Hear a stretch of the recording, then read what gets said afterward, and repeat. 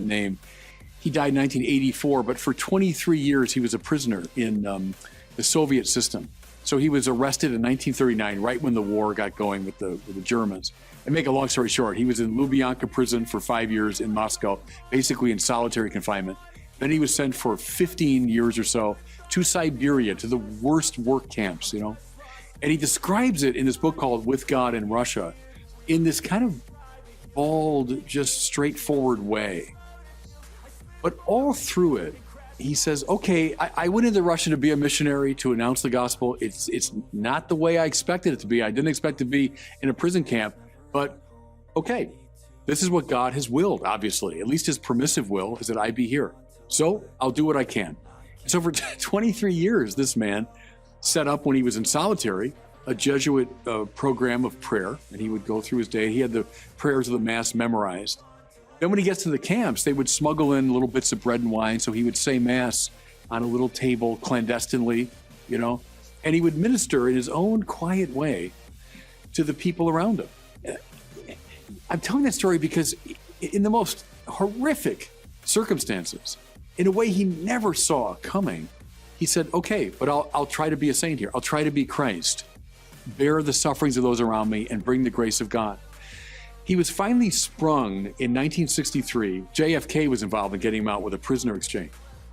As he left Russia, the plane's taking off, and he did the sign of the cross over the country, bless the country. And it's an incredibly moving story because it's not at all flashy. It's told in a really almost bland manner.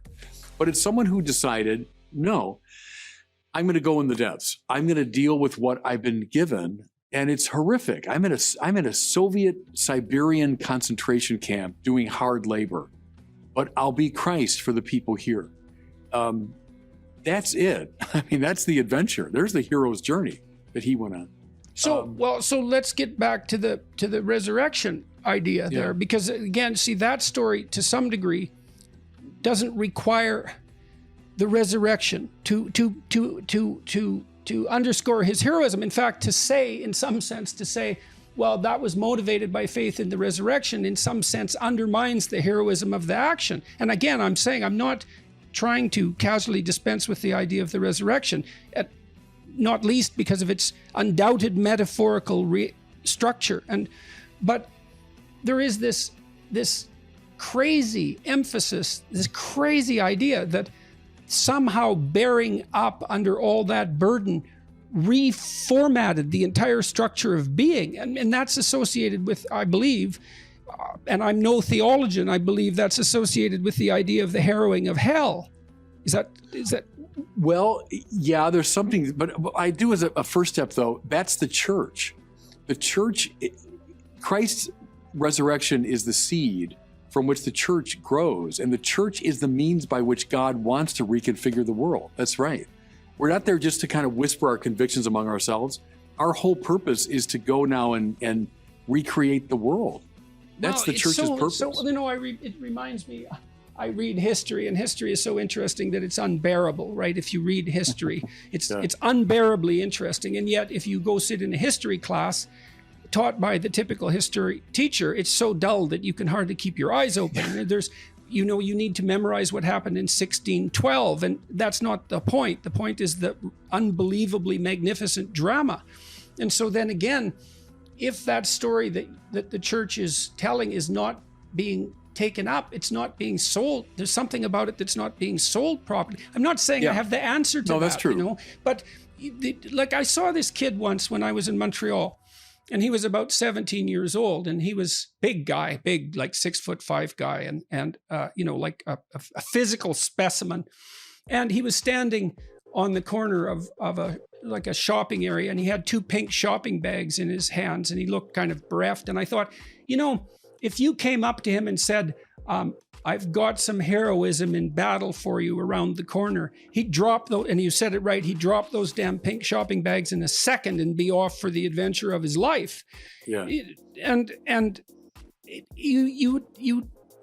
has to, what is it? Is it a lack of faith, that of fundamental faith that is sapping the lifeblood out of that story, because you're saying, well, here, I'm calling you to an adventure that's as great as any adventure you could possibly conceive. By definition, this is the ultimate adventure that you're being called to.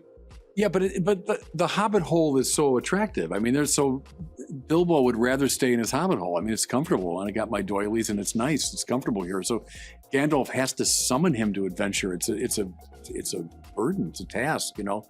And so the church has got to play that role of Gandalf to get into these Hobbit holes and get people motivated to get them out.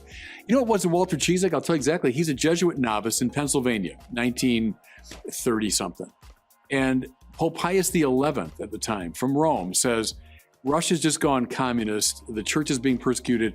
I need, and he said it this way, I need heroes to go into Russia, and you Jesuits, you're kind of my shock troops. I'm going to summon you into Russia.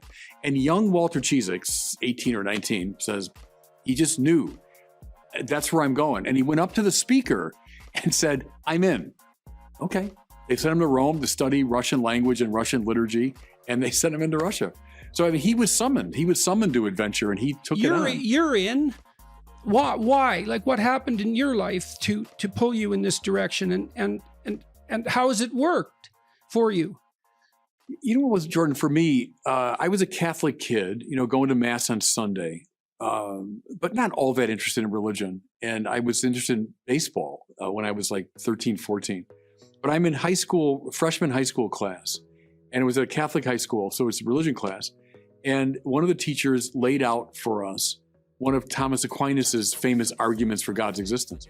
And I did not disbelieve in God. I mean, I believed in God, but I never in my life thought that you could think about God in a serious way. And it opened up something. It set my mind on fire. And I started going to libraries. Back in those days, we went to libraries. And I was taking these books of Thomas Aquinas off the shelf.